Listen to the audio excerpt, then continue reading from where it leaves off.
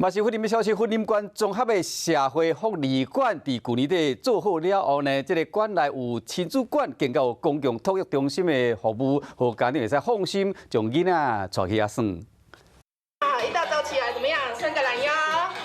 你睡过头了吗？囡仔对老师做跳舞，大家跳舞模样有够高趣的，因为亲子馆的设立，和家长有一个所在，会当和囡仔同齐做佚佗。除了我们的幼儿常态的课程，我们还有我们的亲子活动和亲子讲座。亲子活动的话，是一些比较大型创新的活动，会不定期在周六做办理。好为亲子馆提供0岁到6岁儿童来做使用，内底除了有限空间，馆内嘛提供佚佗物含册。咱会希望讲会当增加咱亲子互动